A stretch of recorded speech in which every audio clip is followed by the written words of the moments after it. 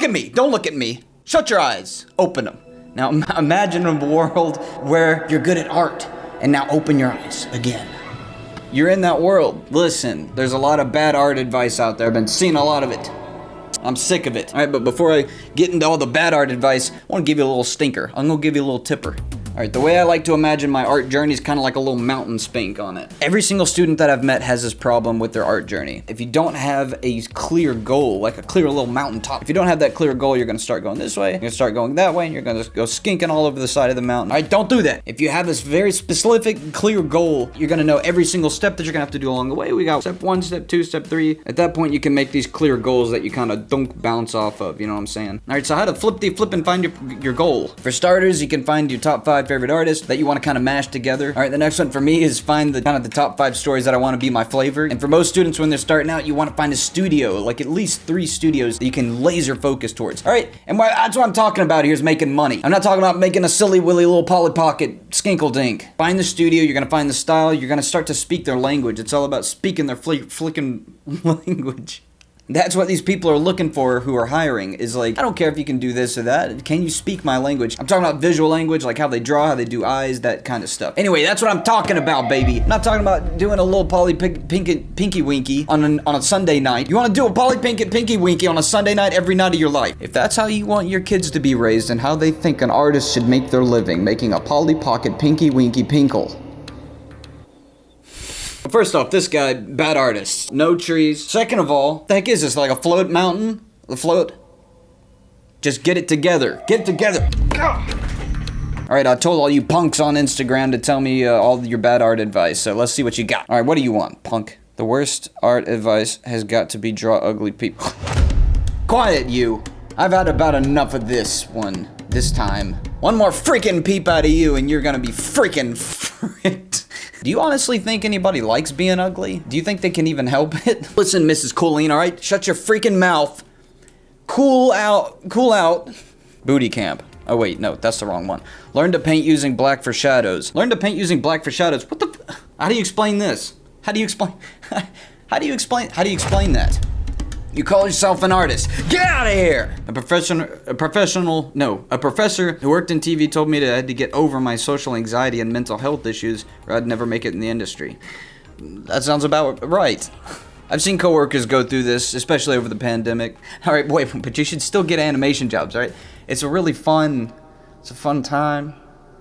No, for real though, it's worth it for the crew members that you meet, the people that you meet. It's a good thing. It's a good thing. A year after my DreamWorks interview, I asked them their thoughts on mental health and social anxiety. One interviewer says, "Psh, yeah, we don't care. I got depression." And they all proceed to tell me how they're all dying inside. Ah, that's fun. Isn't that fun? Overall studio systems, if they keep this up, it's just, big decline. Which is why we're making Project City, we get closer with the audience. Anyway, that really friggin' sucks. For me, I just leave jobs like that, but I know it's not easy to do that all the time. One of the most obvious and horrible art advices I got, never use art reference, because using reference is cheating, from an art teacher. Well, you can just tell your freaking art teacher, Nabs, that they can frick out of here. Screw that art teacher. Well, no, don't do that. Alright, that's the old way of thinking. That's the old stupid brain. Now we've got the smarter ones. Everybody already knows that you're using reference, whether it's a thing in front of you or it's inside your little stupid noggin. If you're not using references, then you're an idiot. I don't even want to be around you, so I don't breathe up your stupid air. Oh, Anthony Jones says diversifying your portfolio as a junior concept artist, specializing for the win. Alright, listen up, people. You had one industry professional saying it, now you've got 2 of them. I think I understand what he's saying. Diversifying, you're going every single which way, you're going this way, you're going that way, all over the mountain. Specializing, alright? Alright, what does that mean? Well, in my little brain, that means finding something special and you're shooting for it, alright? Kind of like a relationship. Alright, see, art is life. Art's everywhere. Alright, if that's what you mean, Anthony, I totally agree. If it's not what you mean, then get out of here. To get better at art and develop your skills, change your style, because your style most likely isn't very good. This is stinky poopy advice. Listen here, Scott.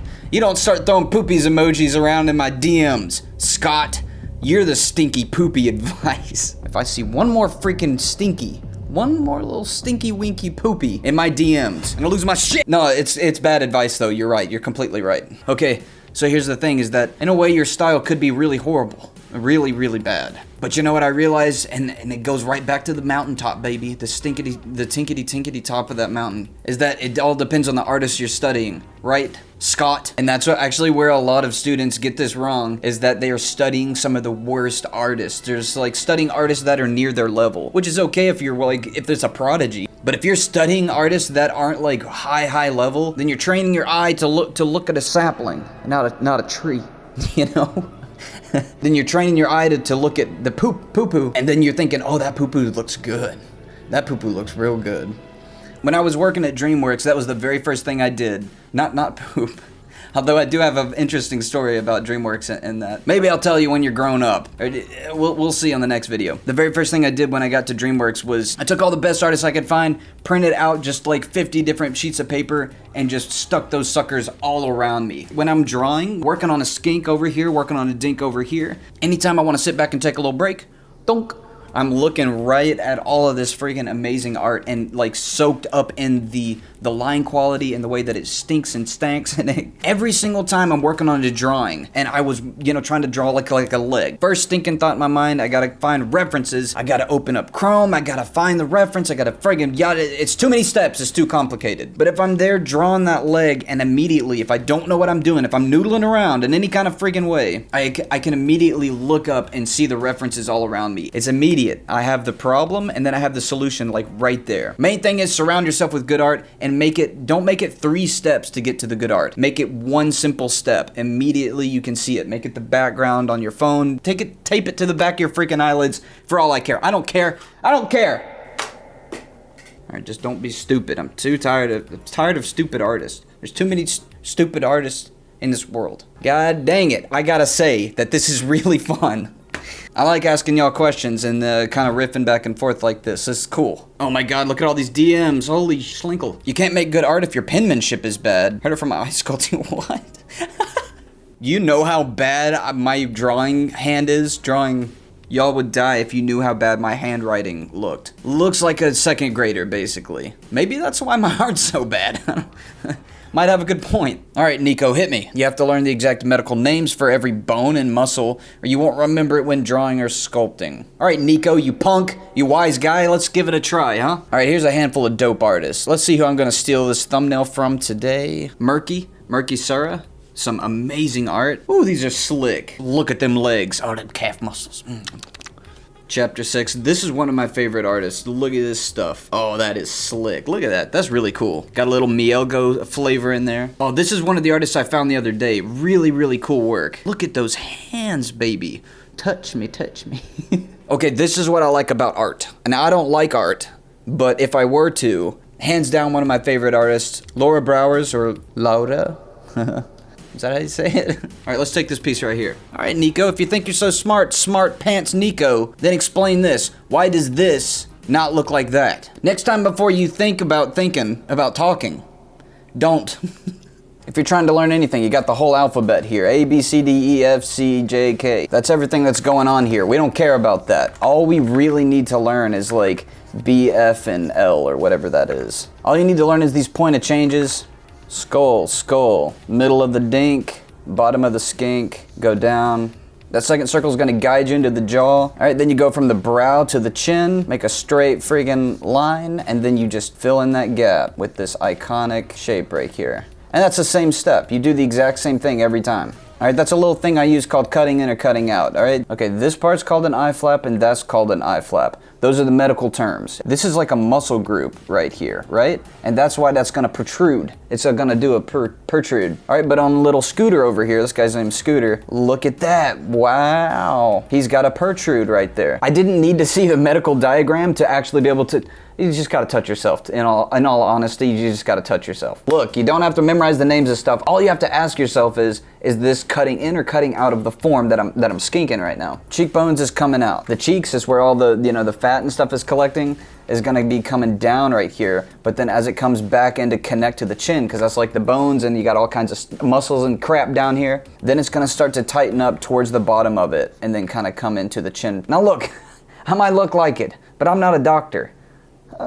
I don't have to have a freaking diagram to understand that that's what's happening here. And now the main thing to walk away from with this is just don't be stupid. Don't be stupid and just draw willy-nilly, all right? Try to understand what's actually going on. That's all you gotta do. You just gotta think. That's like look, I know it's hard, it's difficult for you to think. I didn't want to have to say this, but if Cooling has the uglier audience, then I might be stuck with the stupids.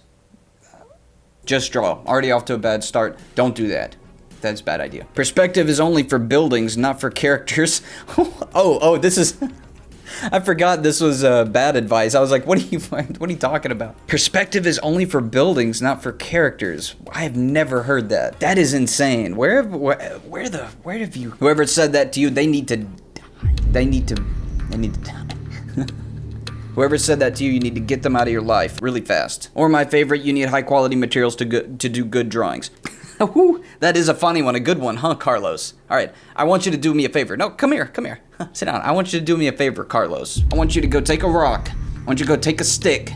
Now I want you to go make a masterpiece out of it. Can't do it, can you, Carlos? Oh, you can't do it. What's that? What'd you say? You need Prisma? Get out of here, Carlos, with your art advice. Touch yourself. Listen to Ethan Becker's teaching. Never ever use references. Real artists never use references. Yeah, maybe I should do a whole video over that again. It's a good subject. Exactly trace the outline of mannequin 3D models and immediately ignore proportions because they don't matter and you'll never need them. Soba, who said that to you as a child? They weren't the child, you were the child. Who said this to you? That would be very strange if a child had said that to you. Flow with your imagination because that's real art. Wrong. Always use circles to block out shapes. Yes, what you should use is ovals, right? So, idiot. Do not use guidelines. If you use them, you aren't going to learn how to draw. After hearing a guy saying that, my ears started bleeding. Cool. You gotta get that checked out. That's not how they're supposed to work. What the heck is a guideline anyway? Everybody's saying that. Tell me in the comments what a guideline is. What the heck is that even? Stick to traditional drawing because digital art isn't real art. Yeah, that's a really good idea. You know that lady that lives on the corner and she's got that really like slaggy neck that like kind of smells like cat pee and she's in the back and she's kind of painting and she's really alone and lonely. That does sound cool. That sounds like really fun. I like that traditional art. That's just a fun lifestyle, you know. I like that lifestyle. Hey, look up here. Look at me. There's been too much negativity in this community. Look at you. Look at yourself.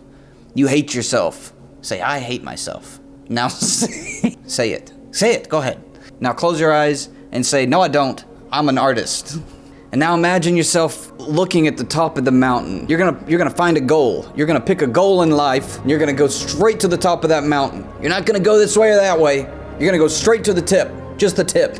And you're gonna find others on the way, and you're gonna help them out. And you're gonna say, come on, let's go. Let's go to the art mountain. And you're gonna keep on sending me DMs about bad art advice, and you're just gonna keep on doing that. Because I had a good time.